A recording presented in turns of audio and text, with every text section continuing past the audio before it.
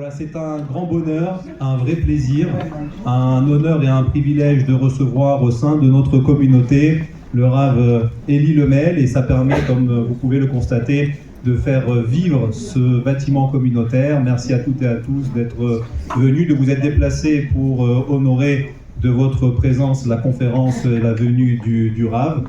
Le Rav Elie Lemel qui est connu nationalement, internationalement pour être le directeur des institutions de l'Ève qui œuvre ici en France comme en Israël pour et auprès surtout des jeunes, des étudiants, des familles nécessiteuses dans le besoin. Beaucoup d'actions de dévouement, d'investissement au sein de la communauté, mais pas seulement. Rabbin, conférencier reconnu, chroniqueur, animateur de nombreux séminaires, auteur de nombreux ouvrages que vous aurez le plaisir de retrouver à la fin de la conférence, et connu aussi pour être un spécialiste dans le développement personnel, dans la relation du couple, dans l'éducation des enfants. Donc énormément de sujets divers et variés. Voilà, ce soir, le thème de la conférence, la rancune, la rancœur, la colère, a été choisi. Je pense que cela a été demandé suite, et vous le savez tous, et vous l'avez vu, vous l'avez suivi, à la double agression que le Rav a suivie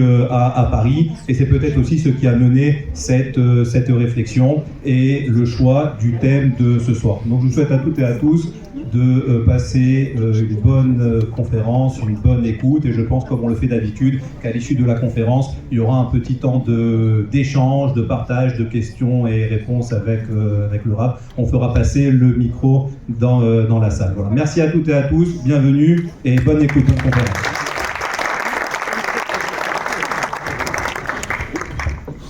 Bonsoir. Alors pour moi d'abord c'est un vrai bonheur d'être ici, parce que ça me renvoie à quelques bonnes années en arrière. Toulouse est une ville avec laquelle on a aujourd'hui beaucoup de liens. Tout d'abord parce que j'ai eu le bonheur très régulièrement de venir il y a des années pour partager un enseignement, et puis parce que la communauté de Toulouse est très fortement représentée dans des institutions qu'on a eu le bonheur de créer en Israël, à Tel Aviv entre autres, dans un lieu qui s'appelle Kalisher. Et ceux qui y sont, eh bien, à mon avis, représentent au fond ce que vous êtes, c'est-à-dire une communauté belle, forte, engagée, avec beaucoup d'élégance. Et c'est donc pour moi une double raison pour laquelle je suis heureux d'être avec vous ce soir. Merci au Rav Dorneim, que je connais depuis, comme on dit chez nous, les Ashkenazi Hasra. Je vois qu'il y en a plein qui savent parler yiddish, ça me rassure.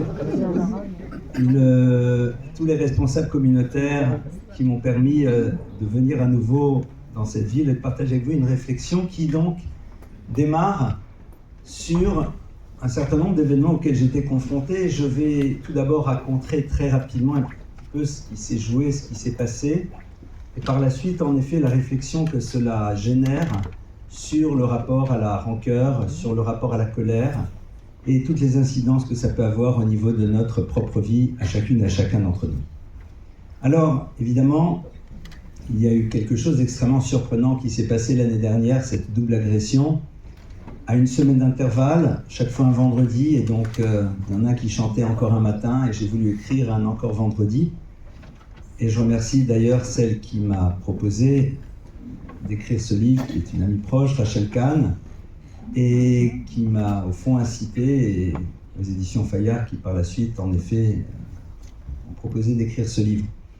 Alors évidemment, très rapidement, et on va rentrer très vite dans le sujet, Deauville, ça fait quelques bonnes années que l'on y va avec mon épouse pour Shavuot. Shavuot, c'est un moment particulier, c'est un moment d'étude, et c'est vrai qu'on y va donc depuis, je pense, une 15-18 ans. Et donc je me promène vendredi après-midi, Shabbat, veille de Shabbat, et Shavuot l'année dernière tombait dimanche soir. Puis là je suis dans une avenue, à un endroit dans lequel il y a relativement peu de monde, parce que la partie commerçante est en amont. Et puis je vois 3 personnes qui sont en face de moi, et qui, me voyant, me désignent et commencent à rire. Et puis à un moment se mettent sur le trottoir, elles sont sur le trottoir et me barrent le passage. Alors évidemment je me suis dit, est-ce que je vais jouer l'histoire du petit juif apeuré qui détale? Sans être téméraire, j'ose espérer que je ne suis pas trop lâche. Et donc je me suis dit, au fond, ça va. Je ne vais pas quand même faire des films, d'accord? Et donc j'avance. J'entends leur voix, ils ne parlent pas français, c'est une langue slave. Et quand j'arrive à leur niveau, eh bien, il y en a un qui s'écarte et je me dis, au fond, c'est moi qui me suis fait un film. Et seulement il s'écarte pour mieux me décocher un sacré coup de poing au ventre. Là, bien sûr, je m'arrête, je me retourne et je lui dis, mais qu'est-ce que tu veux? Et là, je vois que ces 3 personnes, qui sont quand même assez costauds, se mettent en position pour continuer. Peut-être un peu courageux, mais pas téméraire et pas fou. Et j'avance. Et c'est très curieux parce que c'est qu'au bout de quelques mètres, je me dis, mais pourquoi ils m'ont tapé? Parce que dans ma tête, si on frappe quelqu'un, d'abord, on n'a pas à se frapper, mais si on frappe quelqu'un, c'est que sans doute, je leur ai fait quelque chose qui a généré ça. Or, non. Et là, je me dis, mais tiens, c'est ça sans doute une agression antisémite. Alors évidemment, à partir de cela, police, dépôt de plainte, et puis réflexe que j'ai hérité de mes maîtres, c'est que lorsque l'on vit des choses, eh bien on a l'obligation d'aller interroger ses maîtres, non pas pour qu'ils pensent à votre place, le judaïsme est tout sauf un système de prêt-à-penser, mais un maître, c'est quelqu'un qui vous aide parfois à vous poser les questions que vous n'avez pas envie de vous poser. C'est celui qui vous crée une ouverture de réflexion. Et la question se pose parce que, évidemment, par un biais un peu surprenant, une télé est au courant, veut m'appeler pour m'interviewer. La question est la suivante, est-ce qu'il faut dire oui ou non? Alors, comme tout le monde, j'ai un petit ego et c'est vrai qu'on aime bien être vu dans le poste, comme dirait l'autre. Mais là, on est quand même sur des choses qui sont engageantes. Ce n'est pas moi, c'est un juif identifiable avec une barbe, avec une kippa, se mettre de me dire, écoute, c'est peut-être pas nécessaire, les radios juives vont sûrement parler, c'est normal, mais bon, tu as fait ce que tu devais faire, tu as averti les responsables communautaires, ceux qui sont responsables de la sécurité, tu as fait un dépôt de plainte, donc voilà, ok, la fête se passe, bien sûr ça se sait un petit peu, donc on en parle, mais bon. Et puis, la semaine d'après, là, c'est très curieux. La semaine d'après, je suis à Neuilly. Pourquoi? J'ai un ami qui a la gentillesse de prêter un bureau. Il a des bureaux dans plusieurs endroits, mais là, il a un petit bureau. Il y est de temps à autre. Il m'a donné les clés.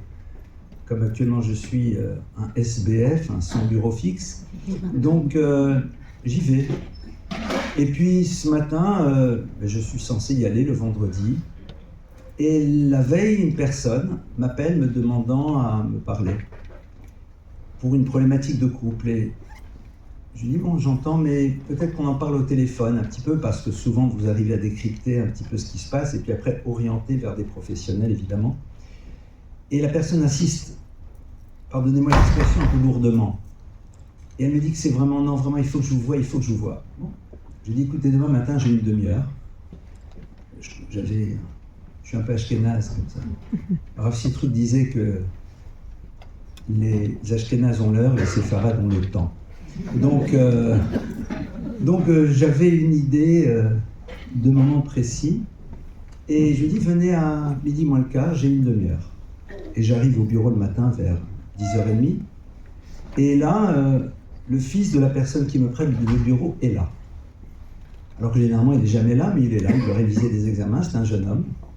Et fait surprenant, je n'ai pas donné le code d'entrée pour pouvoir monter au bureau. Donc la personne arrive et m'appelle. Et comme elle m'appelle, je ne vais pas quand même faire partir le fils de mon ami.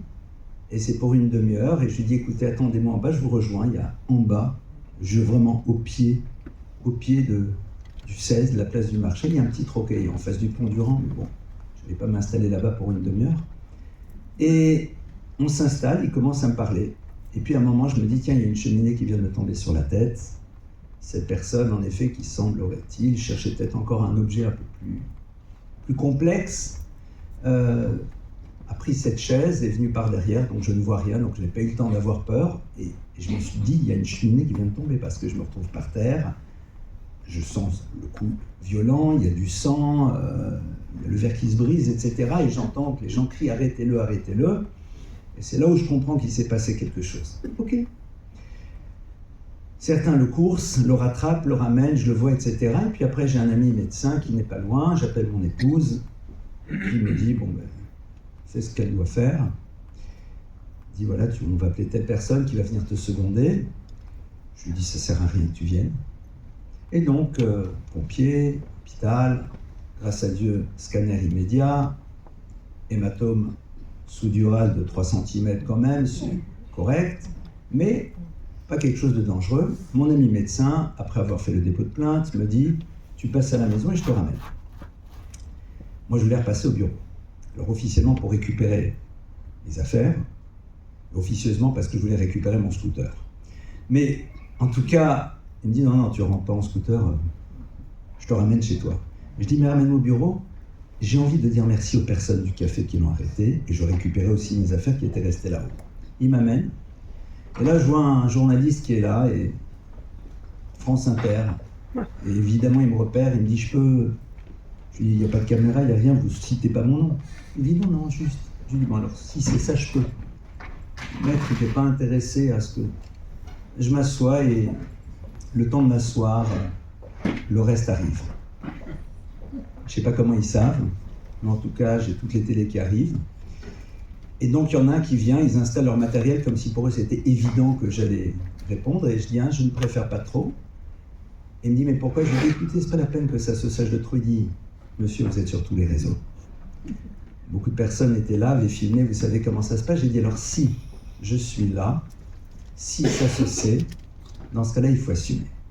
Et je vais rentrer tout de suite dans le sujet, parce que beaucoup de personnes m'ont dit, waouh, extraordinaire, on nous a parlé, machin, etc. Pas du tout. Il faut savoir que, à un moment, quand vous êtes face au monde, vous n'êtes pas X, Y ou Z. Vous êtes un juif. Et ce n'est pas moi l'histoire. L'histoire, c'est qu'est-ce que la Torah, c'est-à-dire cet élément central, qui est notre point de référence. Blaise Pascal disait que le peuple juif a traversé l'histoire à l'ombre de son livre. Nous avons la chance d'avoir une référence qui a traversé l'histoire alors que bon nombre de civilisations qui ont perturbé le monde, qui l'ont rempli de leur fureur et de leur éclat, ne sont plus présentes. Rome, c'est la Dolce Vita, il y a 500 éventuellement. Athènes, des ruines. Qui se rappelle de Sparte? Le peuple juif traverse l'histoire à l'ombre de son livre. Et nous avons cette chance extraordinaire d'avoir un point de référence qui nous permet de nous interroger sur la manière dont on appréhende l'existence. La Torah, ce n'est pas juste un livre d'histoire, parce que si c'est un livre d'histoire, il est très mal écrit. Ce ne sont pas juste des commandements. C'est le support à un enseignement qui nous amène à réfléchir comment penser l'existence. Parce qu'un juif sait qu'il faut savoir penser sa vie, P-E-N, pour ne pas penser sa vie, P-A-N. Penser sa vie, c'est autour d'une référence. Nous sommes aujourd'hui dans une civilisation dans laquelle les références sont à géométrie variable, dans lesquelles on revisite de manière constante ce que l'on a pu appeler à un moment des valeurs. On est dans un monde dans lequel vous serez toujours au centre de votre histoire parce que c'est à l'image de quelqu'un qui aurait toujours 100 aux fléchettes. Il tire la fléchette et après seulement il fait la cible autour. On réinvente les valeurs autour du désir du plus grand nombre ou autour du désir des ultra-minorités mais ultra-agissantes. Le peuple juif traverse l'histoire avec une référence. On peut être plus ou moins loin de celle-ci, mais elle ne cherche pas à s'adapter à ce que nous voulons. Elle nous propose un chemin et un regard. Et ça, c'est au fond ce qui m'agite. À un moment pareil, ce qui va être important, c'est de ne plus se voir en tant qu'individu. J'ai eu ce privilège et cette chance extraordinaire d'apprendre, d'avoir des maîtres. Et donc à ce moment-là, comment la Torah nous demande-t-elle de penser la confrontation à une situation de ce type?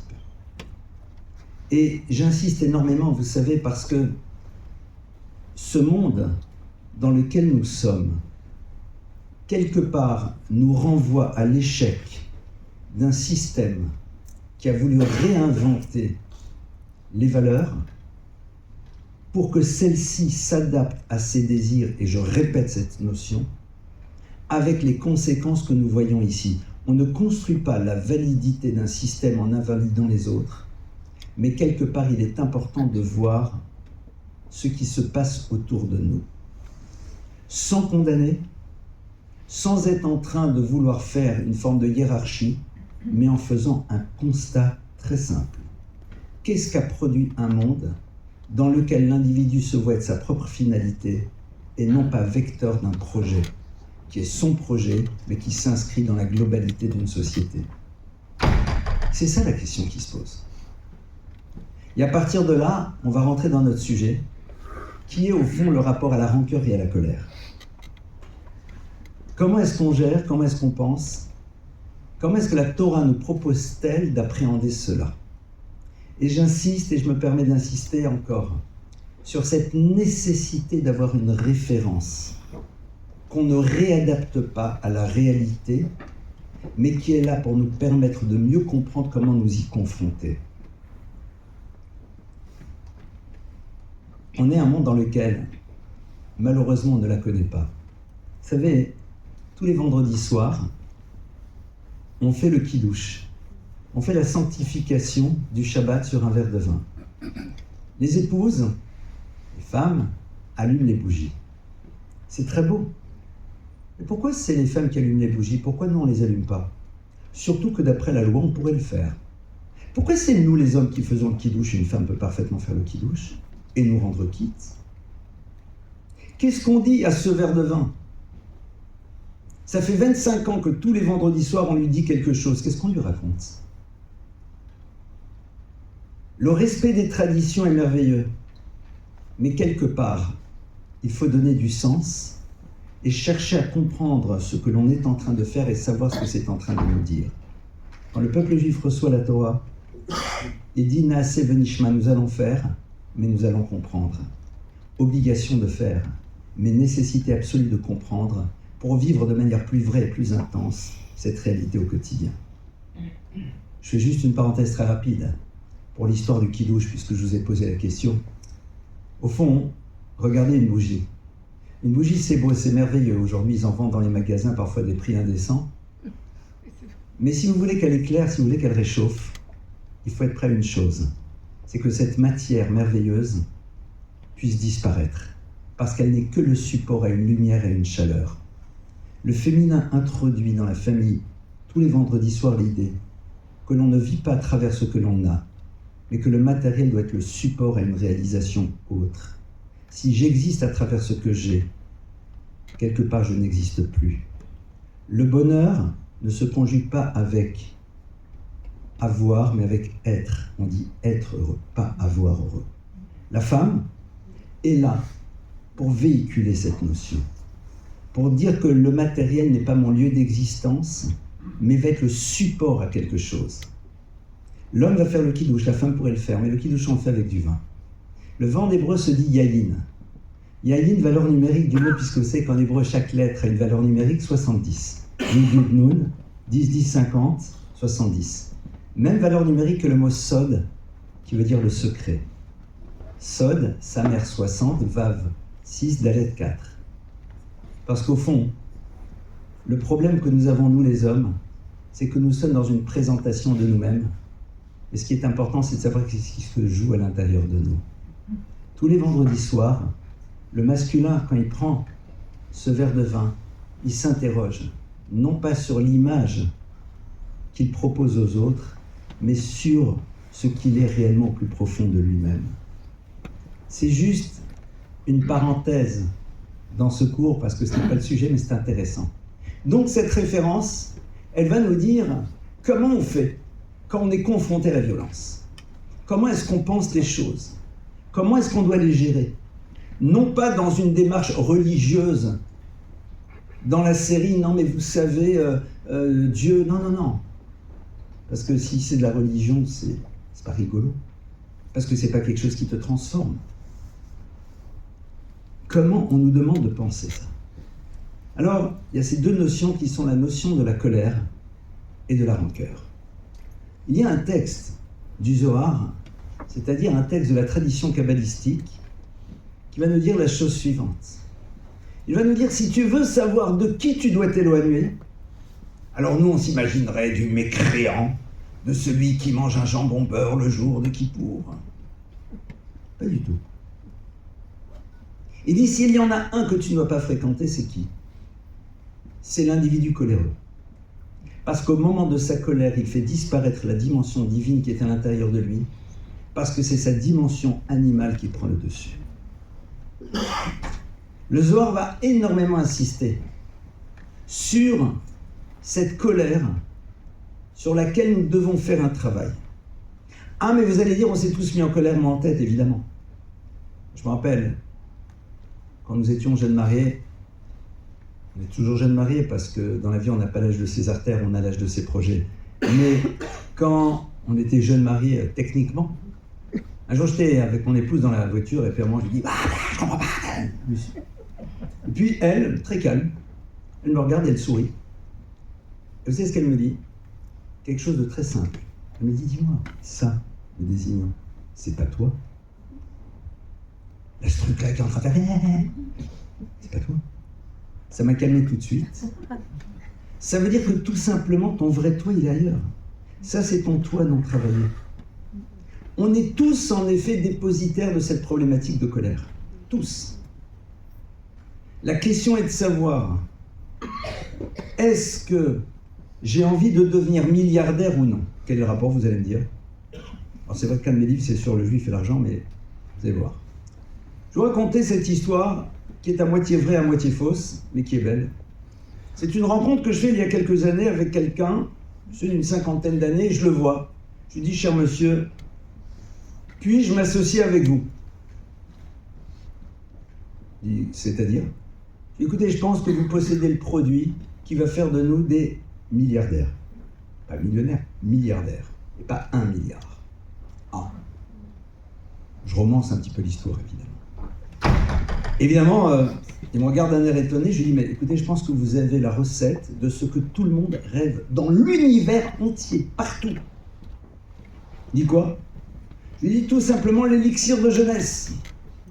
Cette potion qui vous permet de ne jamais vieillir. Il dit comment? Je lui dis, vous avez quel âge? Vous avez 50 ans. Là, je vous ai vu il y a 10 minutes, il y a quelque chose qui vous a dérangé. Vous avez réagi comme quand vous aviez 10 ans. Vous n'avez pas grandi. À 10 ans, quand quelque chose me pose problème, je me mets en colère. Parce que d'abord, je ne sais pas que je possède des mots pour exprimer les choses. Mais à 50 ans, tu fonctionnes encore comme ça. Ça veut dire que tu n'as pas grandi. Ça veut dire que quelque part, à un moment, où est ton mouvement d'existence? Ah, vous avez des gens qui disent « Non, mais moi, c'est ma nature, je suis comme ça. » Alors, je leur propose une rencontre avec un de leurs enfants qui se retrouve un soir à la maison avec un carnet de notes sur lequel vous avez le sigle des Jeux Olympiques. 0, 0, 0, 0.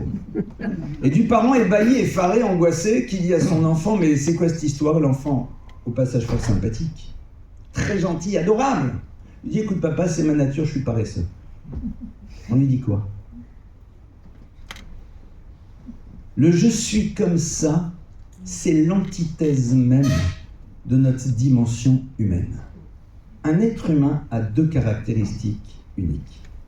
Tout d'abord, l'humain s'appelle Adam, Adam, l'humain. Adam, c'est pas l'homme au masculin à la base, c'est l'humain. Valeur numérique du mot Adam. Aleph, 1. Dalet, 4, même 40, 45. La lettre qui vaut 40 en hébreu, c'est la lettre Mem. La lettre qui vaut 5 en hébreu, c'est He. Même He, ça fait Ma.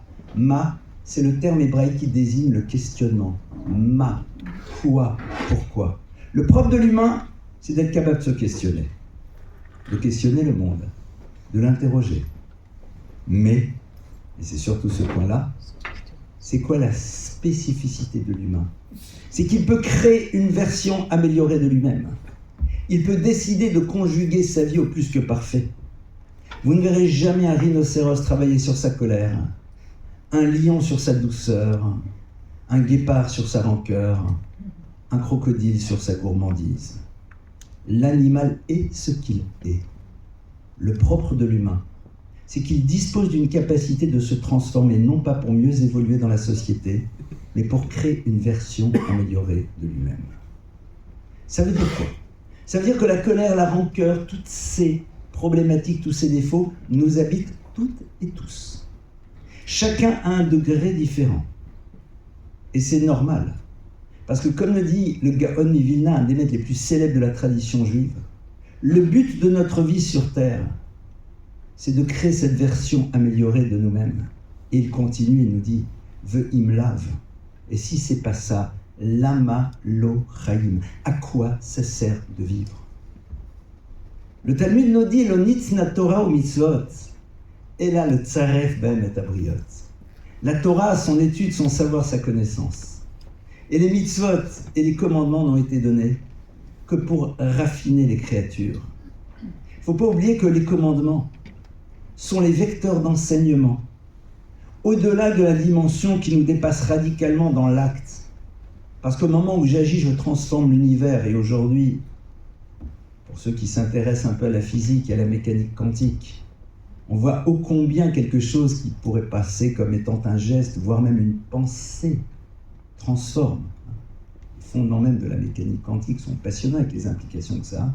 Les mitzvot ont une valeur en tant que telle. L'acte que je fais procure quelque chose, non pas juste à l'individu, mais transforme.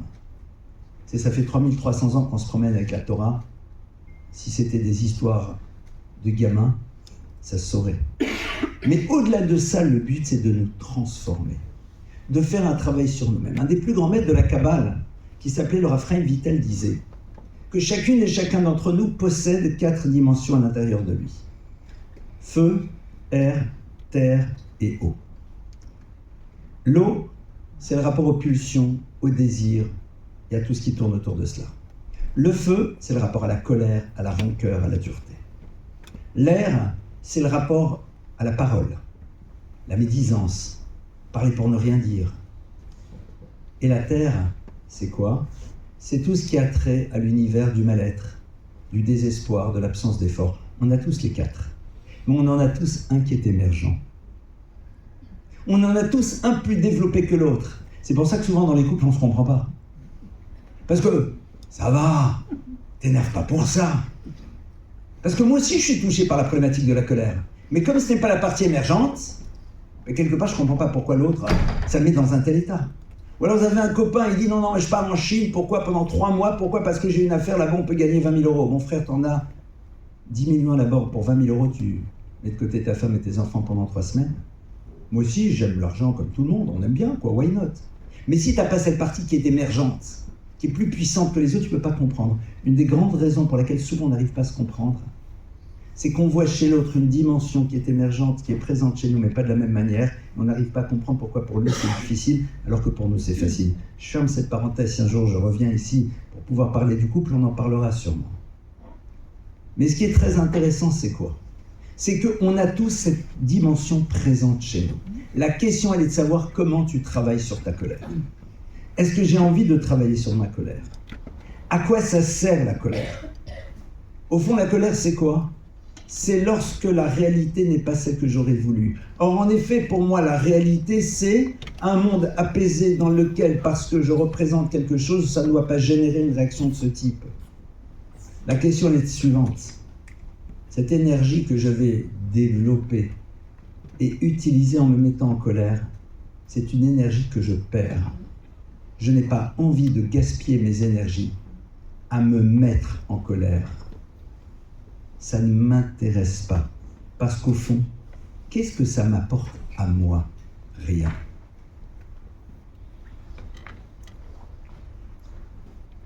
Et dans un monde de communication, la colère, c'est une manière d'enfermer le message que je veux faire passer. Parce qu'elle empêche l'autre d'être à l'écoute des mots, parce que ces mots sont enrobés de violence. Et c'est cette violence qui m'amène à mettre une forme d'écran entre le message et celui qui doit le recevoir. Si on réfléchit. Quelqu'un qui se met en colère, c'est quelqu'un qui veut faire passer un message, qu'il a mal, qu'il souffre, qu'il y a quelque chose de difficile. Le cri de colère est souvent un appel au secours. Mais on est persuadé que l'autre n'arrivera pas à décrypter les mots si je les dis normalement. Donc soit on augmente l'intensité des décibels, soit on cherche à le bouleverser, mais la plupart du temps, l'autre ne peut plus entendre. Parce que ce qui serait censé être le véhicule du message est justement l'élément qui bloque ce message. C'est pour ça qu'il y a un vrai travail à faire sur ça. Alors évidemment, certaines personnes, malheureusement, n'ont pas été habituées à entendre quelque chose si vous ne démarrez pas à 80 décibels. Bon, ça me rassure parce qu'elles font partie de ceux qui ont trouvé justement l'élixir, parce que c'est comme ça que fonctionne un bébé. Parce que quand t'es bébé, ben tu cries, c'est pas dire les choses. Et le bébé s'habitue à quoi? À ce qu'il y ait une bande d'adultes qui débarquent. Ça s'appelle un père et une mère et un père. J'ai mis le père en premier lieu, surtout quand c'est 2h du matin. D'accord? Et donc, parce que nous les pères on se rendort très vite. Les mères, elles réfléchissent après pourquoi il a pleuré, pourquoi il a pas pleuré, pourquoi ceci, pourquoi cela, etc. D'accord? Il a pleuré, bon, donnez du bon, salut tout le monde. Donc, enfin, en ce qui me concerne. Donc, ce qui est sûr, c'est que un jour le bébé voit qu'il crie et qu'on vient plus. Ah oui, il a 1 an et demi. Ah, je dis, bon, ils ont peut-être des petits problèmes auditifs, qu'il augmente la sono. Souvent, ça marche. Il dit, bon, il faut juste que je démarre à 80 décibels. Les personnes qui sont adultes, elles sont persuadées qu'on ne peut pas les entendre autrement. Et vous savez, c'est parfois bouleversant. D'avoir un adulte qui, dès le moment où il a quelque chose d'important à dire, hausse le ton. Mais, madame, monsieur, je peux vous entendre. Je vous écoute. Vous n'êtes pas obligé de dire « Non, mais vous comprenez !» Mais je comprends. Souvent, on est là et on s'énerve. Alors qu'en vérité, si vous puisez dans l'histoire de la personne sans faire de la psychanalyse sauvage ou de la psychologie de prise unique, vous vous rendez bien compte que soit on s'est retrouvé dans une famille nombreuse dans laquelle il fallait lutter pour la vie, soit de parents qui n'arrivaient pas à être à l'écoute, que je ne jugerai pas, je ne connais pas leur histoire, et donc d'une habitude qui a été prise et de cette forme de certitude que l'on ne peut pas m'entendre. C'est au passage un travail passionnant à faire dans le couple. Parce que souvent on s'énerve sur l'autre qui s'énerve, et on crée des spirales. Mais peut-être qu'il y a une autre hypothèse. Soit je ne sais pas me mettre à l'écoute, soit je suis à l'écoute mais l'autre ne le sait pas, parce que je ne lui renvoie pas une parole, ou alors même pas d'accusé de réception. Et donc à partir de cela, évidemment, c'est la suite. Donc oui, en effet, la colère ne sert à rien. Évidemment qu'on peut avoir à l'intérieur de soi ce sentiment, mais ce sentiment d'être pas content de l'autre. C'est-à-dire quand on me demande est-ce que vous êtes en colère, je ne suis pas en colère contre ceux qui ont été eux-mêmes victimes d'une parole qui les amenait à me diaboliser. Par contre, ce qui me pose problème, c'est pourquoi est-ce qu'ils éprouvent le besoin de frapper. Mais le sentiment négatif, je l'ai par rapport à ceux qui ont décidé de les instrumentaliser pour servir leur propre histoire, leur agenda politique et autres. Parce que dans la vie, il faut bien que tu réalises que ce que tu es en train de dire, ça va aller au-delà de l'instant. Vous savez, pour ceux qui ont étudié l'histoire, les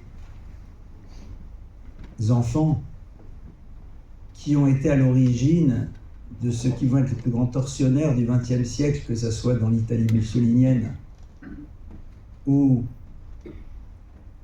les jeunesses hitlériennes, les enfants de la Louve en Italie, sont des enfants à qui on a expliqué qu'au fond, lui était l'ennemi et qu'il était dangereux. Quand vous êtes enfant, vous avez une relation de confiance. Vous ne pouvez pas ne pas croire. C'est bouleversant, c'est dramatique. Mais la vraie colère, que l'on ressent profondément, elle est vis-à-vis de ceux qui savent parfaitement ce qu'ils font.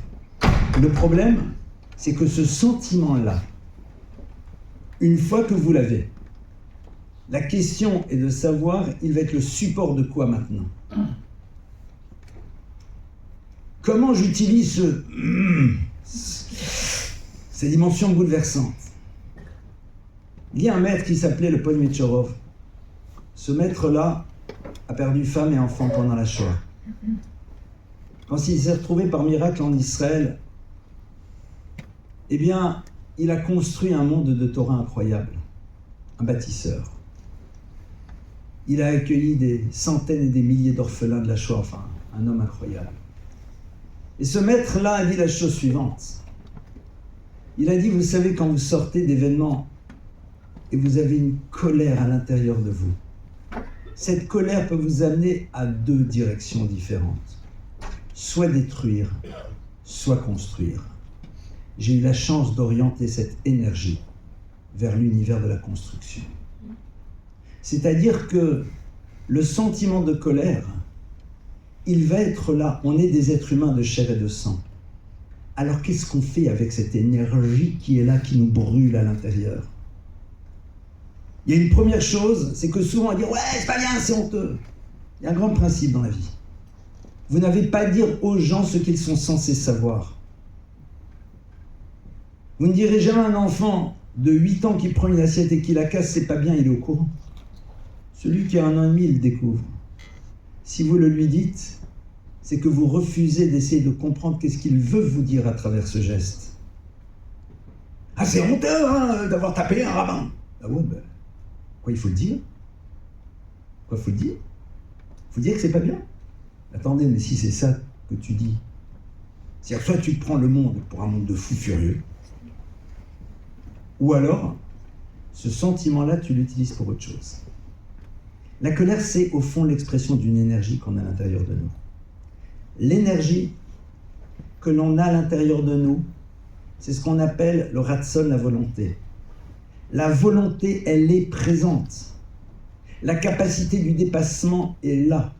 Et pardonnez-moi de prendre cet exemple nullissime, et je vous prie de m'excuser. Comment est-ce qu'on sait quand c'est la mi-temps d'un match de foot à Paris ou en France, à Paris, alors que vous n'avez pas la télé? De manière très simple, c'est qu'à la mi-temps, il y a une augmentation de la consommation d'eau, parce que les gens ont su retenir même des besoins physiologiques, tellement l'envie de voir comment les 22 bonhommes à qui on a donné une seule balle, les pauvres, c'est pour ça qu'ils courent tous derrière la même balle, tu donnes à chacun une balle, c'est bon. C'est-à-dire qu'au fond, et même si je prends cet exemple, pardonnez-moi, un peu nul, on peut être même dans la maîtrise de quelque chose de ce type, parce qu'on a une volonté.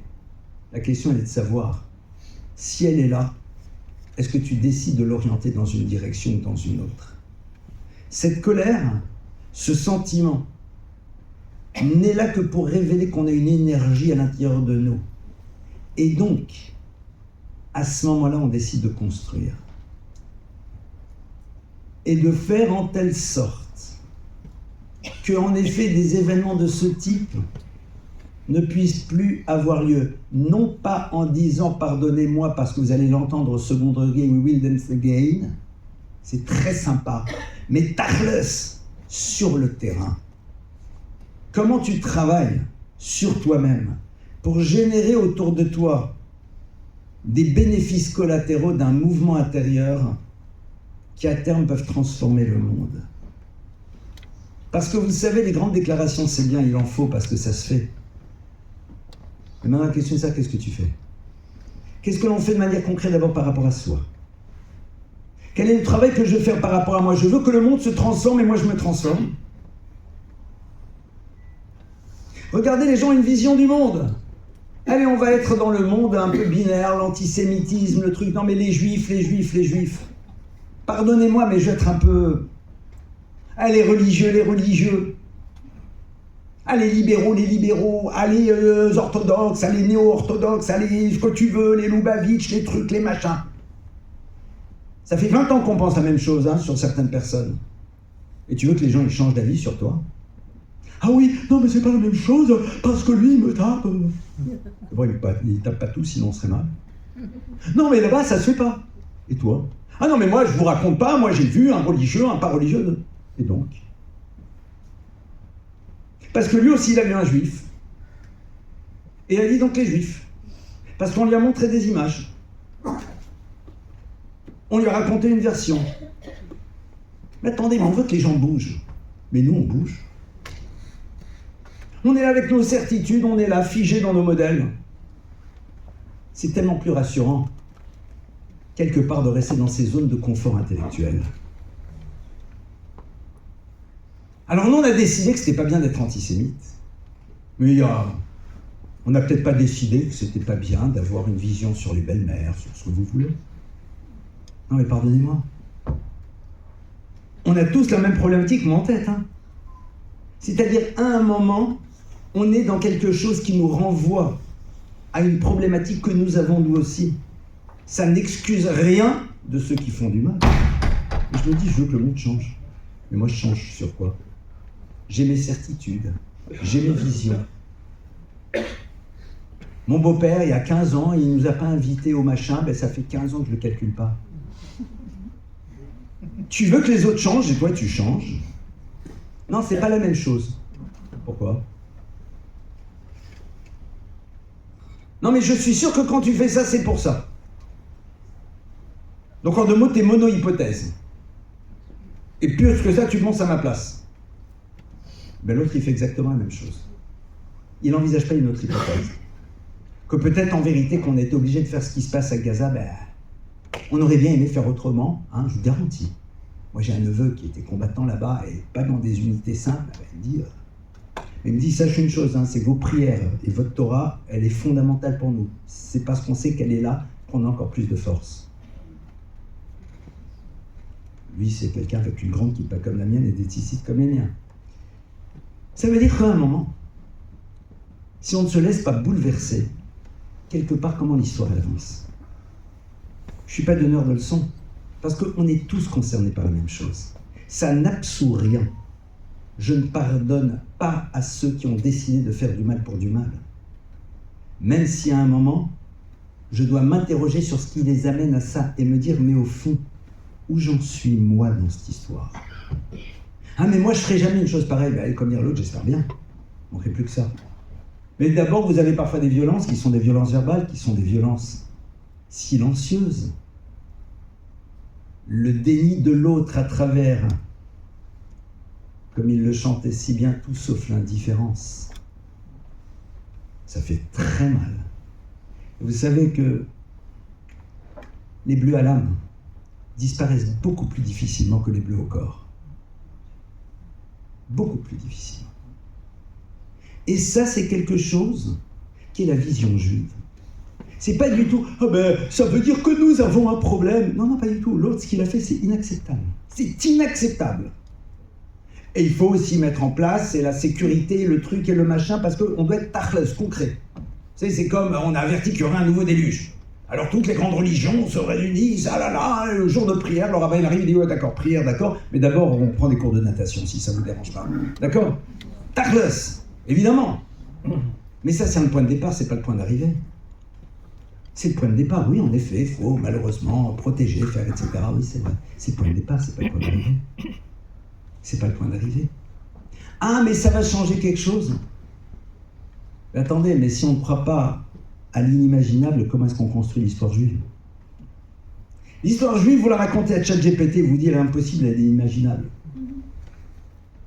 D'abord parce que Moïse, il vous dit une chose, dans la Torah, il dit « Vitam etem mispar bagoyim », vous serez un petit nom parmi les nations, dans lesquelles Dieu vous amènera. Donc, vous allez avoir une terre, mais vous serez quand même en exil, dispersé parmi tout le monde, metem mispar en petit nombre. Petit nombre dispersé partout, dilution, disparition. Suite du texte de la Torah. Vitem shama le machal velishmina. Vous serez ceux qu'on désignera du doigt et dont on parlera continuellement. Il ne faut pas oublier que c'est ça qu'elle nous dit la Torah. C'est-à-dire que vous regardez l'histoire, elle est illogique. 0,2% de l'univers, au centre. Je ne parle même pas des prix Nobel et de tout le reste. Qu'est-ce qui se passe? Quelque part, la singularité de notre histoire nous ramène à une notion de responsabilité. Et cette responsabilité, c'est de se dire, qu'est-ce qu'on fait non plus dans, mais de notre vie?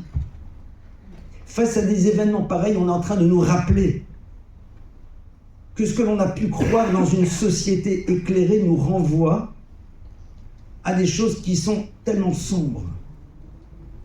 Mais pourquoi? Parce que peut-être qu'on est en miroir d'un système. Parce qu'on renvoie peut-être à certains l'image de ce qu'ils auraient pu devenir, mais ce qu'ils ont décidé de ne pas être. Parce que le peuple juif a décidé que son énergie, elle n'était pas là pour réparer, mais pour construire. Parce qu'on sait l'importance des bleus à l'âme, bien plus importante que celle des bleus au corps. Parce que grandir, c'est un élément qui est consubstantiel à l'être. Et c'est en cela où aujourd'hui, en effet, on est face à des choses qui, quelque part, sont bouleversantes, mais en même temps, peuvent être, même si on aurait aimé autrement, terriblement, source d'inspiration. La rancœur. Je t'aime. Vous savez, la rancœur, c'est quelque chose qui, a priori, n'est pas un défaut. L'autre, il m'a pas calculé, il m'a pas ceci, il m'a pas cela, je lui en veux. Attention, je me venge pas, je le tape pas, je fais rien. Je lui en veux. Bah, je lui en veux. Je vous cite pas tous les textes du Talmud qui nous dit même pas en rêve la rancœur. Comment on travaille sur quelque chose dont on ne voit pas la problématique? J'en veux à l'autre, même à l'intérieur de moi. Au fond, la rancœur, c'est quoi? Ça devient à un moment un lieu d'existence. C'est-à-dire, je me remémore sans arrêt une histoire passée, et quelque part, elle m'empêche de construire mon futur. Avoir un passé ne doit jamais nous empêcher d'avoir un futur. Celui qui a créé la logothérapie nous l'enseigne tellement bien. Parce que dans un de ses ouvrages, il dit « Il faut décider à un moment dans la vie de ne plus être l'enfant de son passé, mais le parent de son futur. » Être le parent de son futur, c'est décider que la rancœur n'a pas sa raison d'être, parce que de toute façon, elle ne créera rien. Et évidemment, elle n'est pas l'élément qui m'amène à relativiser l'acte négatif de l'autre. L'acte négatif, il est négatif. Je ne vais pas commencer, non, pas du tout. Seulement, à un moment, je me pose la question en tant qu'individu, ça sert à quoi d'en vouloir à l'autre? À rien. Alors bien sûr, il y a des situations très lourdes. Et on ne peut pas du jour au lendemain ne pas en vouloir à des gens qui ont fait des choses vraiment pas correctes.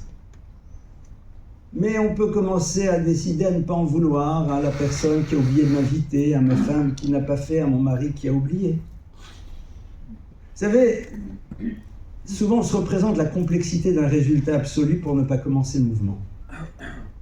Non, comment? Vous voulez qu'on n'en veuille pas aux Allemands qui ont tué? Non, on continue à leur en vouloir. Soyez très en colère.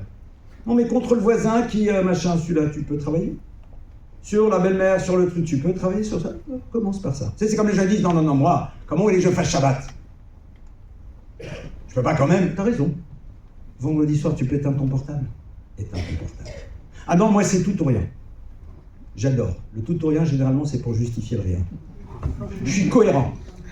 Alors, si c'est un homme, je le prends entre quatre yeux. Je lui dis, si ta femme, elle te dit, depuis qu'on est mariés, tu m'as dit, tu es mon amour absolu, t'as jamais pensé à une autre, t'as jamais rien regardé, sur la plage, t'as jamais eu le syndrome de Roland Garros, jamais.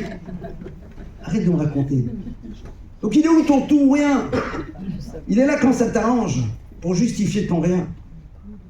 Parce que quelque part, on a peur d'être entraîné dans un mouvement qui peut nous faire évoluer. Mais Mazal Tov, bienvenue au club, on a le droit de grandir. Surtout si c'est spirituel. Vous connaissez l'histoire là de cette mère juive qui un jour apprend que son fils va se marier. Ah, Mazal Tov, heureux, etc., extraordinaire. Elle dit à son fils, ah, mon chéri, tu sais, vraiment, qui je suis content. Alors tu sais, il y a un truc, maintenant, tu n'as plus besoin de t'occuper. Tu as trouvé la cala, c'est génial. Mais ton costume de mariage, je l'ai déjà. Alors là, bon, comme il est bien éduqué, il dit rien, mais il est légèrement inquiet. Je dis, bon, ça doit être une blague, là, ma mère. Enfin, tous les 17 ans, il fait preuve d'humour. Au passage, vous savez que l'humour, c'est l'huile que l'on met dans les rouages des relations humaines. Très important. Et l'humour, c'est pas se moquer de quelqu'un, c'est pas raconter une blague. C'est savoir prendre les choses de manière un peu différente. Et elle lui dit, non, j'ai ton costume. Et elle l'amène devant une armoire. Elle ouvre l'armoire, et elle sort une housse à vêtements. Là, il commence à être sacrément inquiet. Elle ouvre la housse, elle sort un costume, et là, il éclate de rire. Il dit, mais maman, c'est mon costume de bar mitzvah. On est tous d'accord qu'on ne mettra pas le jour de son mariage le costume de sa bar mitzvah ou la robe de sa bat mitzvah.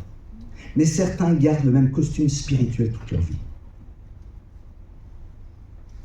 Ça veut dire qu'à 15 ans, j'avais une vision du monde et du Shabbat et de la cacheroute et de la Torah et de la prière, etc. Je les gardais toujours. Je répète, à 25, 35, 45 ans, ce qu'on m'a fait ânonner quand j'en avais 12, 13, 14. Tu as le droit de grandir là aussi. Te donner la liberté qui a peut-être une autre manière de penser les choses. Et c'est ça qui est très intéressant. Ça veut dire qu'à un moment, le travail sur la rancœur, c'est pas le tout ou rien. Oui, il y a des gens vis-à-vis desquels on va éprouver vraiment de la rancœur, et je ne souhaite à personne d'être obligé d'en éprouver, parce que ça veut dire que lui-même a été éprouvé. Et donc, comment puis-je imaginer ne pas en vouloir à ces personnes qui font que certains de nos enfants aujourd'hui ont pris leur nom parce qu'ils ont disparu dans la Shoah? Évidemment. Comment vous voulez qu'on n'en veuille pas à ces personnes qui, dans leur inconscience, créent des drames? Mais à ton voisin, à ta voisine, à ton frère, à ta soeur, il y a des gens qui ne se parlent pas pendant 30 ans pour des histoires d'argent, pour des trucs comme ça. Il y avait comme ça un jour des frères qui se disputaient pour une histoire d'héritage. Ils avaient un grand champ, moi, mon champ, ton champ. Le rabbin, il dit venez. Ils viennent devant le rabbin. Le rabbin, il dit écoutez, bon, toi tu penses à toi, lui pense que c'est à lui. Ok, maintenant, moi je suis intéressé d'entendre qu'est-ce que le champ a à dire. On sait que les rabbins ont parfois des idées un peu surprenantes. Mais bon, on suit le rabbin il vient.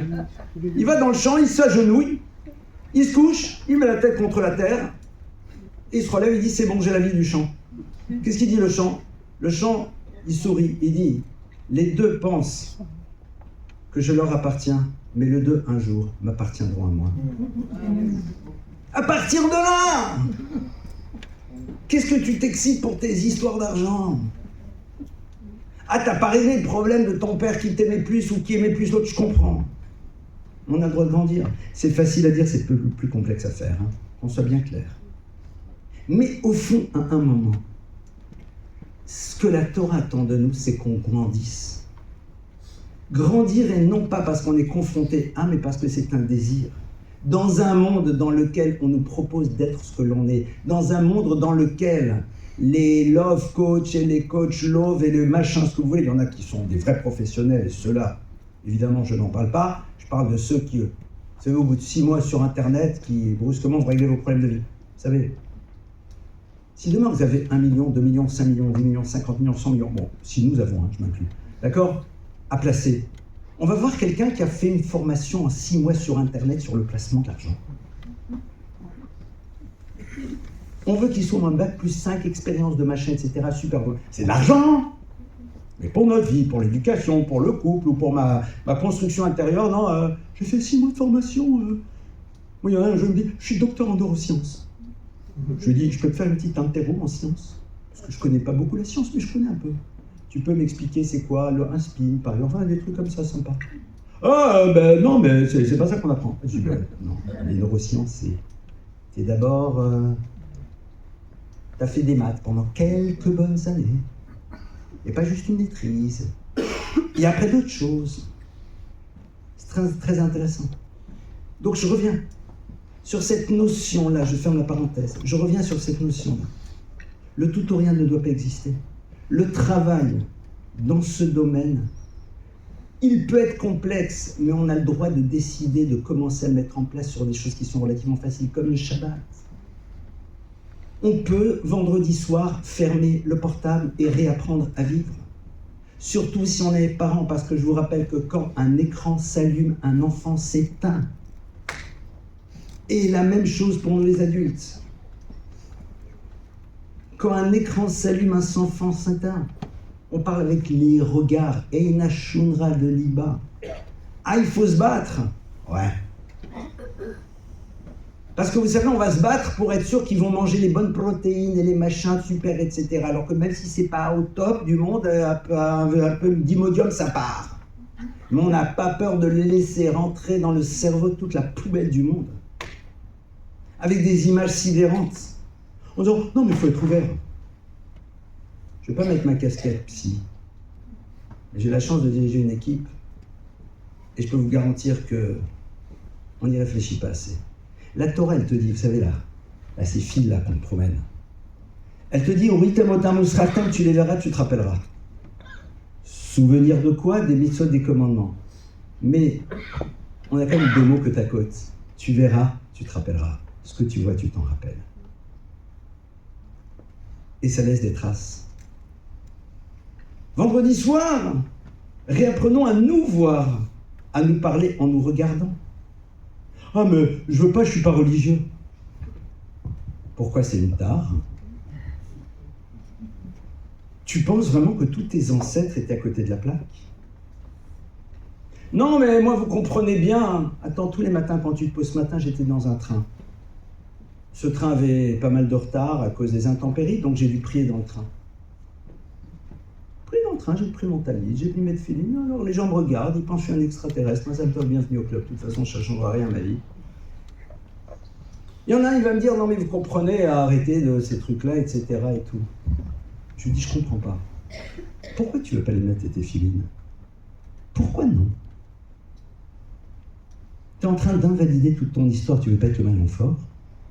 Tu es en train de te dire que tous ceux qui sont passés avant toi n'avaient rien compris, toi tu as tout compris. Si tu as tout compris, c'est que tu connais. Ah, question, débile. Hein. Peux-tu me donner le nom de 8 rois d'Israël? Peux-tu me dire à quel moment a eu lieu le schisme entre Juda et Israël? De quoi parle le traité de Yevamot? Enfin, voilà le truc qu'un gamin qui étudie normalement à 10 ans peut te dire, quoi. Tu connais pas et tu parles. Pourquoi non? Pourquoi non? Je l'ai jamais fait. Il y a 20 ans, tu n'avais pas de portable. Tu t'es pas interdit d'en avoir. Parce qu'on va me prendre pour, de toute façon, on te prend pour, alors autant l'assumer. Je suis pas religieux, ça veut dire quoi? Parce que derrière cette problématique que je suis en train de soulever, c'est toute la notion du changement. Le rapport à la colère, le rapport à la rancœur. Mais comment la Torah me demande de le voir? Ah, je suis en colère. La Shoah. Mon père, qui n'était pas religieux avant la Shoah, l'est devenu après parce qu'il s'est dit que ceux qui ne sont plus là attendent quoi de moi? Que je finisse l'histoire ou que je la perpétue? Quelque part, c'est ça notre force. Notre force, elle est là. Cette énergie, cette colère qui est là, qui nous habite, on va en faire quelque chose. On va construire. On va créer. On va se réfléchir ensemble comment est-ce qu'on peut faire pour donner une autre vision du monde déjà à ceux qui font partie de notre peuple. On va réfléchir 2 minutes. Comment se fait-il que nous sommes sans arrêt en train de regarder des images qui sont produites et jouées par des personnes qui nous crachent par ailleurs? L'immense majorité de ce que l'on voit aujourd'hui dans les petits écrans, c'est quoi? C'est joué et réalisé par des personnes qui par ailleurs nous abhorrent. Et vous n'êtes pas obligé de lire un bédouin à Paris pour le savoir. Alors à ce moment-là, qu'est-ce qui se passe là? Je suis schizo. Alors je ne suis pas dans le tout ou rien.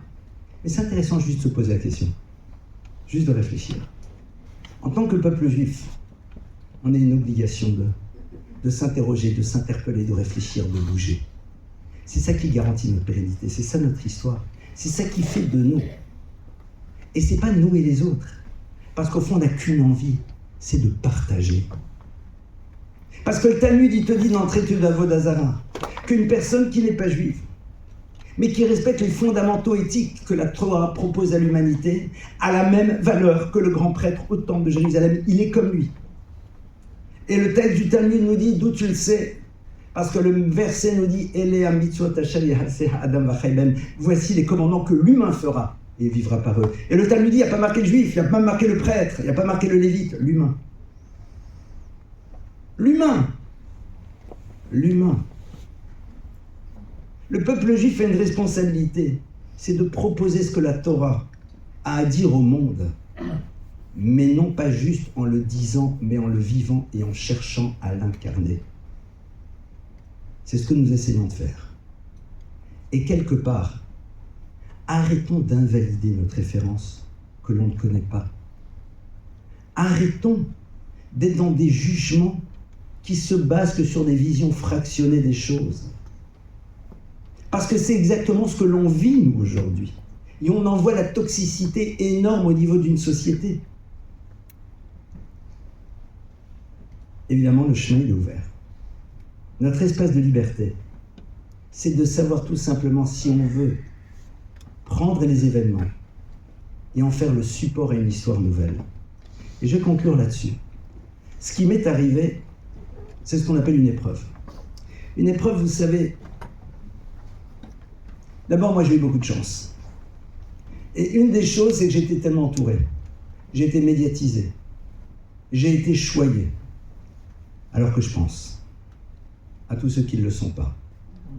Et tous ceux qui n'ont pas eu juste des bosses réversibles comme la mienne, même si certains pensaient que c'était du maquillage. À tous ceux qui malheureusement se lèvent parfois sans jambes, sans rien, et qui font preuve d'un courage incroyable. Incroyable. Et qui doivent nous inspirer. Une épreuve, dit le Talmud, c'est quand la réalité n'est pas celle que tu aurais voulu. Or, on est tous d'accord qu'on n'est pas pour se prendre des coups de poing et des coups sur la tête. D'accord.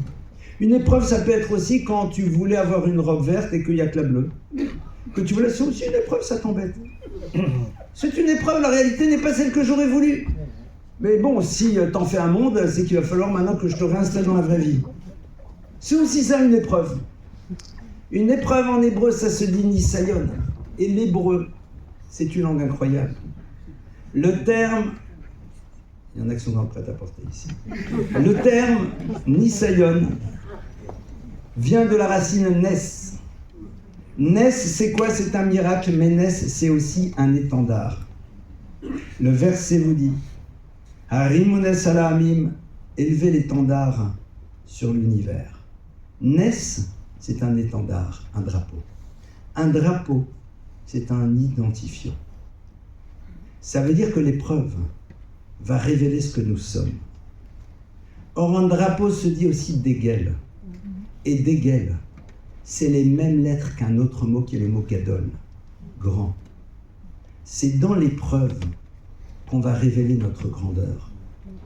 Elle doit être le support à quelque chose que l'on ignorait de soi et qui va pouvoir émerger encore plus à travers la manière dont on décide de la vivre, à travers le sens que l'on donne, à travers l'énergie qui ne va pas être sans arrêt circulaire, mais qui va être là pour produire quelque chose. Je ne souhaite à personne de vivre une quelconque épreuve. Et c'est ce qu'on dit tous les jours, tous les matins. Tous les matins dans la prière, on dit « Al tevienu l'idée nisayon » ne nous amène pas d'épreuve, on n'en veut pas. Mais quand elle est là, alors on se pose la question de ce qu'on va en faire. On prie, et je suis le premier, à prier pour ne pas avoir d'épreuve et que personne n'en ait. Et que si elles sont là, elles soient du type de celle qui vous a fait sourire. Un peu embêtant, on voulait ça, il n'y a pas ça, il y a autre chose. D'accord? Qu'elles soient que de ce type. Évidemment. Et je ne permettrai jamais de dire aux gens, non mais vous comprenez, dans cette épreuve, vous devez comprendre que... Parce que mon père avait l'habitude de dire la chose suivante, Zichrono livracha, on est toujours très à l'aise avec la souffrance des autres. Il y a une forme d'indécence à vouloir expliquer aux autres comment ils doivent vivre quelque chose alors que tu ne sais pas de quoi tu parles. Mais, comme ça fera partie de notre vie, grâce à Dieu, les enfants, ils ne vont pas toujours se coucher à 8 heures en s'étant brossé les dents, Nicolas et Pimprenel, enfin voilà. Donc, concrètement, il y aura toujours. Alors, elles sont là pour nous révéler qui on est, comment je gère, comment je pense. Oui, ce mari qui a oublié, oui, cette femme qui n'a pas fait, c'est une épreuve, j'aurais aimé que. Alors, je grandis. Je travaille sur ma colère. J'invente une manière différente de penser les choses. Et à partir de cela, on travaille sur sa rancœur, sur des petites choses. Et on se souhaite de n'avoir jamais besoin de travailler par rapport à des choses beaucoup plus importantes. Au fond, tout notre enjeu, c'est de nous rappeler, comme je le disais en début de cet exposé, que nous avons une chance incroyable. On a la Torah qui illumine notre existence. Arrêtons de la voir comme étant juste un livre, mais comme source d'enseignement, qui nous propose une manière d'appréhender, de penser et de vivre le monde. Soyons de ceux qui ne s'interdisent pas d'être dans un mouvement, de ceux qui n'auront pas peur du regard qu'on leur portera lorsqu'ils remettront en cause parce qu'ils seront dans leur propre mouvement. Si c'est le regard de l'autre qui conditionne mon mouvement de vie, je lui ai remis les clés de mon existence. Je ne suis plus libre.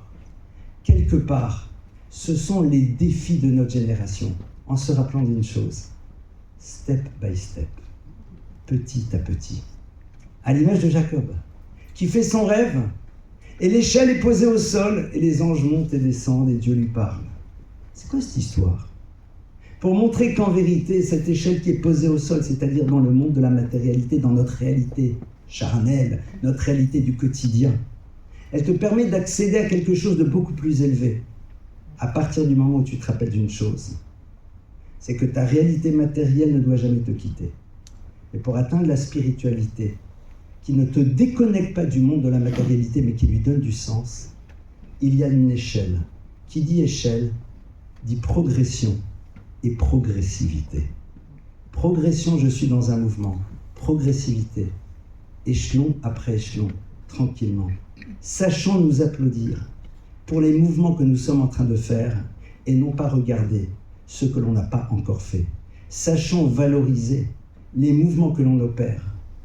Et surtout, et je conclus là-dessus, comme on a parlé de colère et de rancœur, évidemment, à la sortie d'une conférence pareille, soit on est venu en solo, alors qu'on est marié et on dit à son conjoint « T'aurais dû venir, c'était vraiment pour toi. » Ou alors, si on est là, t'as entendu ce qu'il a dit?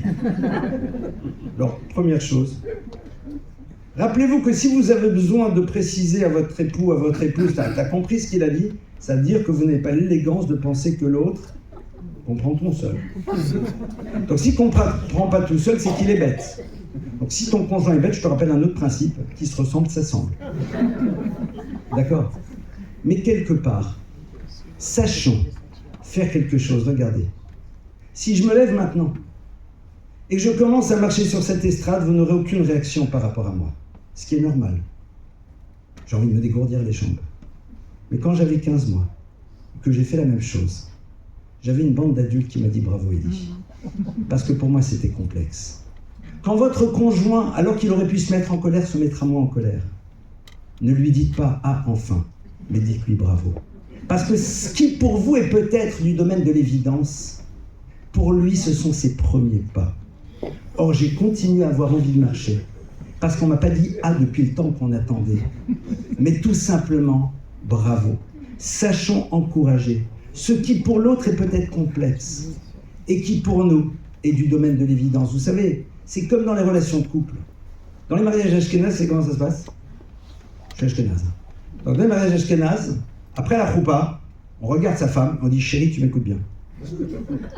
Écoute bien ce que je vais dire. Je t'aime.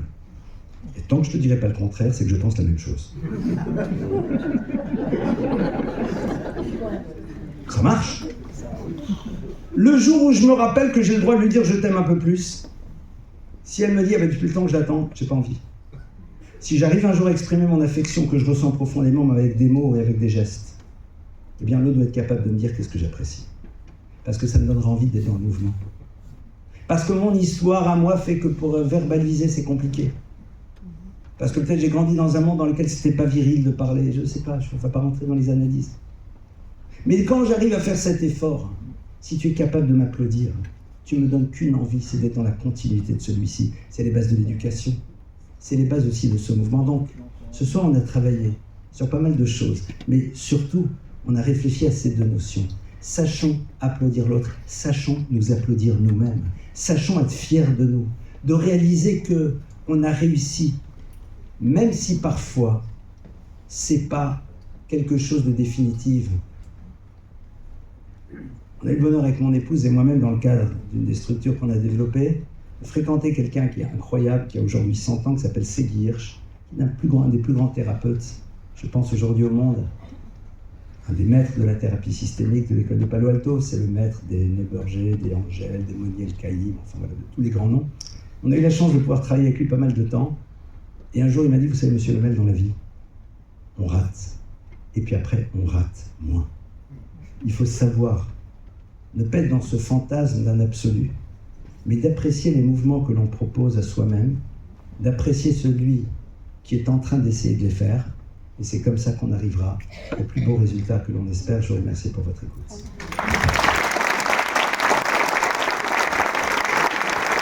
Et comme ça a été dit précédemment, alors, deux choses. Tout d'abord, vos questions. Pour les questions trop personnelles, vous les posez au nom de quelqu'un. D'accord? Donc c'est plus simple. Alors, quand je dis les questions, je vous prie de m'excuser. Je suis sûr qu'il y a plein de personnes qui ont beaucoup de choses à dire, mais ce n'est pas une conférence bis, c'est une question. D'accord? Deuxièmement, j'ai amené quelques... Je ne pense pas que vous serez si nombreux, je suis très impressionné. Quelques-uns de mes livres. Alors, j'ai eu le bonheur d'écrire jusqu'à présent 4 livres. Le premier, qui est en réédition, qui s'appelle « Les 4 coupes de lait, le développement personnel dans la tradition juive ». Il va être réédité très bientôt. Il va s'appeler « La 5e coupe » parce qu'il y a plus d'une centaine de pages qui ont été rajoutées. Le second, j'en ai quelques exemplaires, s'appelle « La chèvre dans le placard ». Alors, ceux qui liront le livre comprendront pourquoi c'est ce titre. « Réflexion sur la rancœur, la colère et les désirs ». Il se trouve que c'est un sujet sur lequel j'ai eu le bonheur de travailler. Le troisième s'appelle « Le miroir d'argent ». La place de l'argent dans la famille. Sacré sujet. Et le quatrième, c'est celui qui n'est pas là, que vous pouvez acheter là où vous voulez, qui est donc Encore un vendredi, qui est donc le livre que j'ai écrit suite aux événements auxquels j'étais confronté. J'ai amené ici quelques brochures que j'offre, alors je suis désolé, j'en ai pas amené assez, vraiment je vous prie de m'excuser. C'est une brochure, c'est quoi le titre d'ailleurs? Est-ce qu'on peut me le redonner? Parce que c'est sur le couple, mais chaque fois j'oublie le titre. C'est Quelques clés pour la réussite de quelques clés pour la réussite de son couple. Donc, ce n'est pas des recettes, ce sont des éléments de réflexion. Et donc, celle-là est à disposition, je vous l'offre. Et la prochaine fois, j'en amènerai beaucoup plus. Et donc, maintenant, on se prend un petit quart d'heure pour vos questions, à vos questions. Et les livres seront en vente au prix de 20 €. Y a-t-il des questions? Cher Avélie, je voulais vraiment, au nom de toute cette belle assemblée, te remercier pour cette excellente conférence et de grande qualité, la clarté de tes propos, la profondeur de ton analyse, qui, je suis persuadé, ont nourri, ont suscité en chacun d'entre nous une nécessaire et une réelle réflexion. Donc, juste après la séance du quart d'heure de questions, il y a un buffet sucré qui sera servi, autour duquel on pourra partager les échanges et des réflexions que chacune et chacun se sont faites durant cette conférence. Donc, est-ce qu'il y a 2-3 questions? Des questions courtes, concises, précises. Je vous rappelle que grâce à Jean-Luc, à qui j'ai demandé merci beaucoup, et qui a filmé la totalité de la conférence, elle sera sur les réseaux sociaux de la CIT, que ce soit sur l'Instagram, sur le Facebook. On a des pages sur tous les réseaux sociaux de la CIT. Une fois que Jean-Luc m'enverra la conférence, je la transmettrai aux responsables et on la diffusera sur les réseaux sociaux, parce qu'une conférence comme ça, pour ma part en tout cas, ça se réécoute et réécoute 2-3 fois pour analyser, pour ancrer vraiment toutes ces notions qui ont été partagées. 2-3 questions.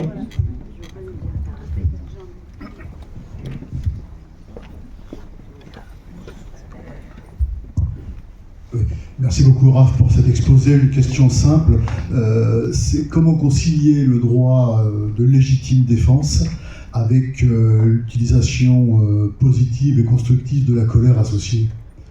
Alors, ma réponse elle est simple, le droit à la légitime défense n'existe pas, parce que ce qui existe c'est le devoir de la légitime défense. Ce n'est pas le droit, parce que si c'est le droit, c'est-à-dire on m'autorise, j'ai le devoir. Et à ce niveau-là, il faut être très clair. Abba l'orgueil hashkem l'orgo. Celui qui se lève pour te tuer, tu te lèves et tu le tues en premier. On est aujourd'hui dans des problématiques qui ne sont pas simples, parce qu'on se pose la question de la proportionnalité de tout le reste, avec tous les effets pervers que cela peut construire dans un sens et parfois aussi dans l'autre. Donc, clairement, le droit n'existe pas, c'est le devoir. Et pour une raison très simple. Le corps, c'est le lieu dans lequel la mitzvah la plus importante de la Torah est exprimée. La seule mitzvah, le seul commandement de la Torah à propos duquel il y a marqué « me'od » beaucoup, c'est-à-dire faut vraiment, attention, cette mitzvah-là, faut y aller, c'est pas Kippour. C'est « ushmartem me'od nafshotechem » et vous ferez extrêmement attention à votre vie. Pourquoi? Parce que le corps, c'est le véhicule de l'âme. Et on n'a pas le droit de le mépriser. On n'a pas eu besoin d'attendre le véganisme pour savoir qu'on devait faire attention à ce qu'on mange, même si les pizzas parfois sont très bonnes. Mais une, mais pas 3. D'accord? C'est-à-dire que ce devoir, il existe. On a une obligation sans aucune ambiguïté. Clairement. Seulement, ce qui est très intéressant, c'est que quand la Torah nous parle de la guerre, elle nous dit « Ki tikrav el ilachem alea le karata elea le shalom ». quand tu te retrouveras dans une situation de conflit, Karata Eléa le shalom, tu appelleras d'abord la paix. D'abord, on appelle la paix. Peut-on faire la paix? Vaya, et si maintenant, alors.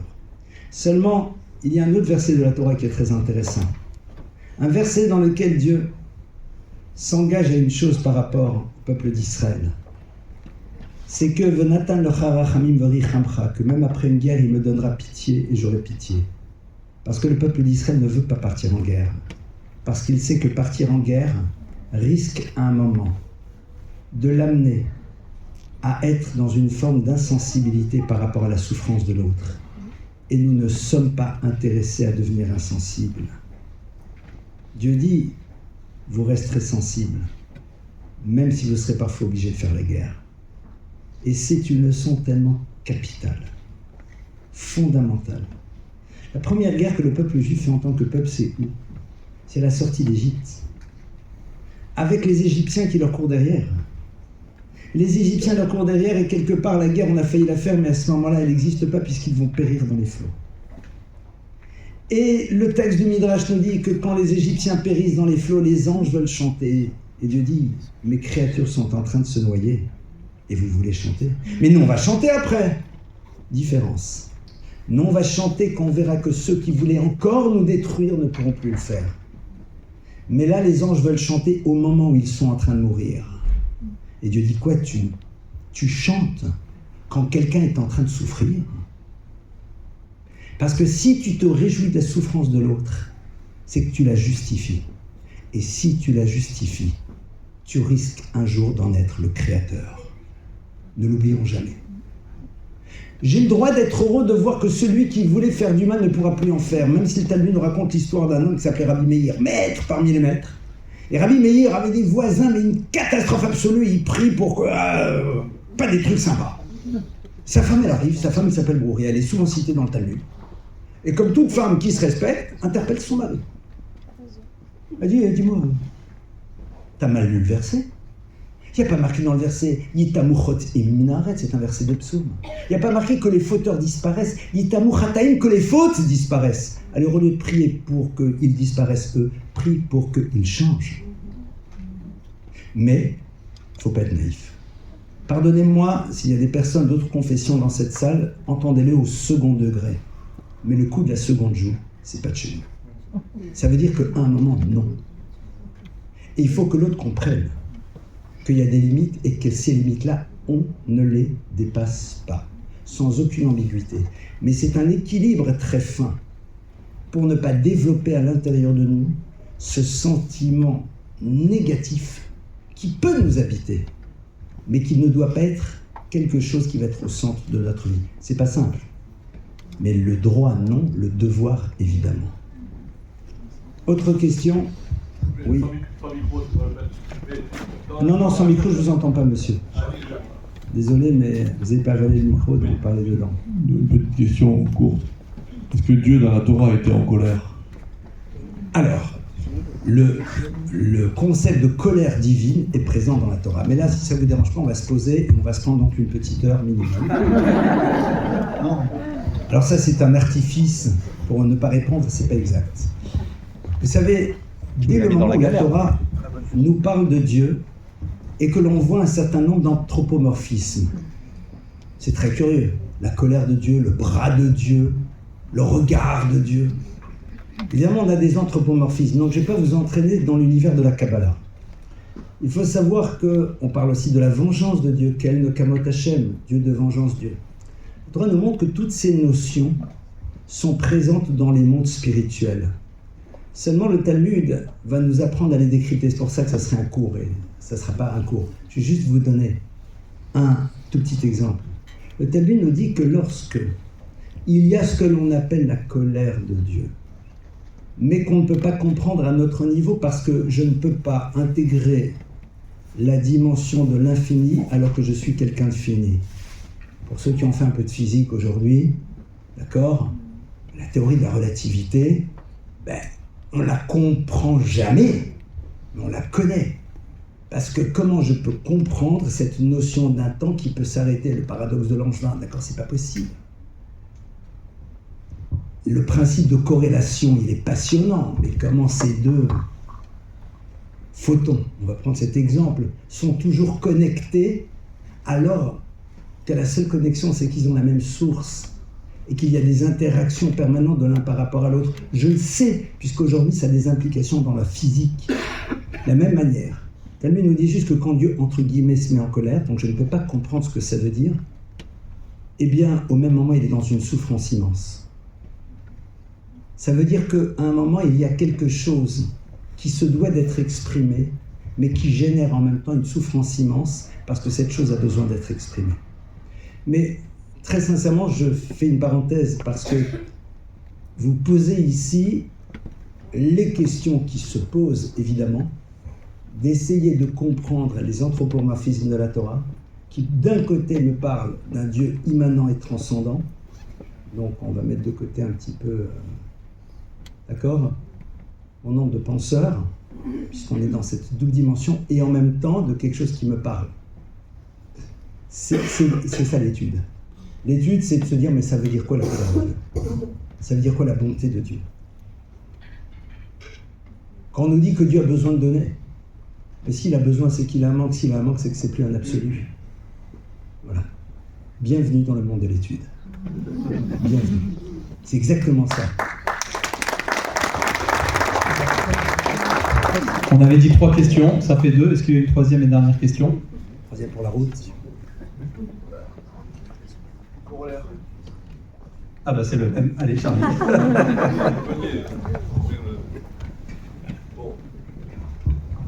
Est-ce qu'il y a un épisode de colère particulière dans la Torah qui pourrait nous apprendre aujourd'hui sur les événements qu'on vit au quotidien?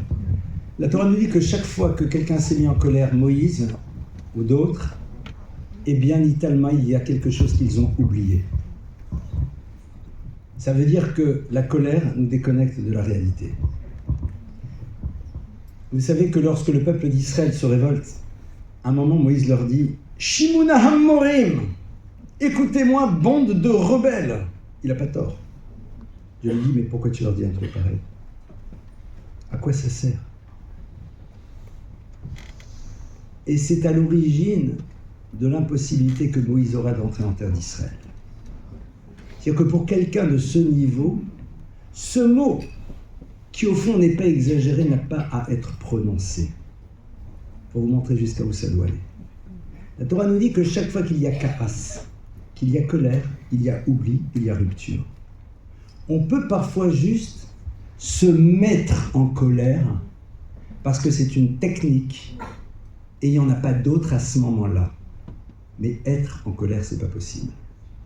C'est intéressant parce que, moi je me rappelle un jour un de mes maîtres, il y avait un élève et puis à un moment, il a tapé du poing sur la table.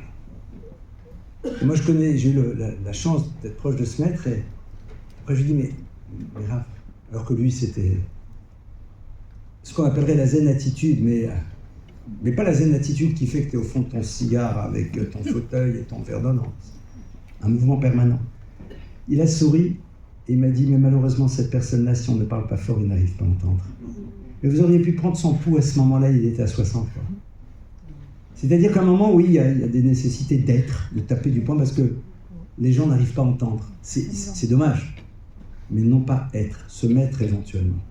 Mais le danger est tel que même se mettre parce que c'est nécessaire, soyons extrêmement vigilants. En tout cas, chaque fois que la Torah nous parle de la colère, elle nous montre qu'après, il y a eu un oubli, il y a eu rupture, il y a eu difficulté.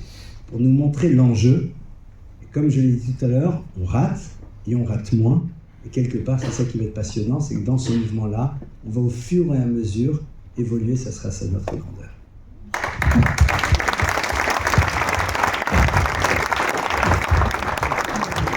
Voilà, chers amis, à gauche, vous avez le buffet sucré qui est ouvert. À droite, vous avez les livres dédicacés du Rav Lemel. Je ne vous encourage en rien, mais je regarde qu'est-ce qui va vous.